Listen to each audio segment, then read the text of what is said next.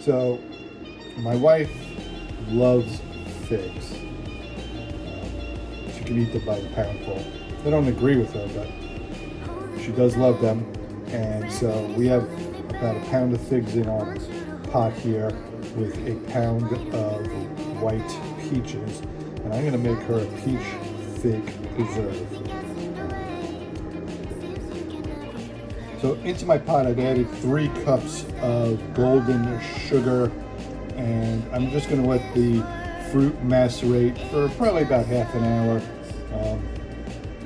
while I am basically sterilizing my jars. So I'm just gonna let this sit. I'm not gonna put it on the heat until, you know, I'm ready to actually cook this stuff.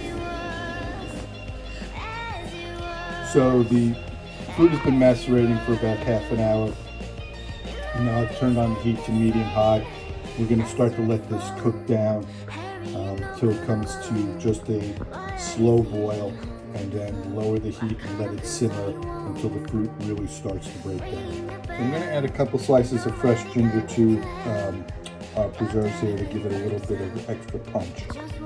It's only been cooking for about 2 minutes, and you can start to see that the fruit and the sugar have already dissolved and creating some nice liquid, and the fruit is just starting to break down a bit, and will continue to do so. You want to cook depending on how chunky you like it. You could put this in an immersion use an immersion blender to grind this up, or put it into a blender and smooth it out, or you can leave it kind of chunky.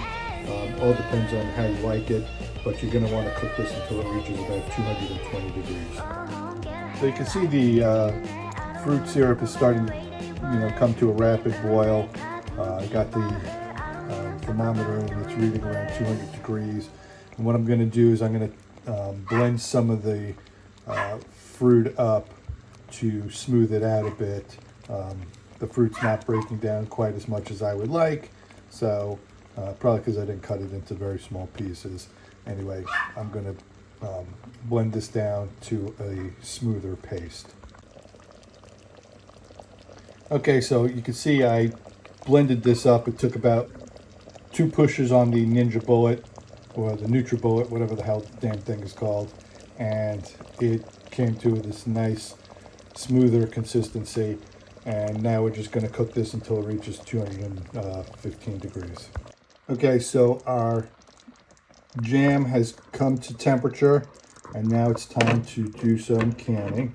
I've got my jars, they're sterilized, they're ready to go, and got my handy dandy funnel. This makes things a lot easier.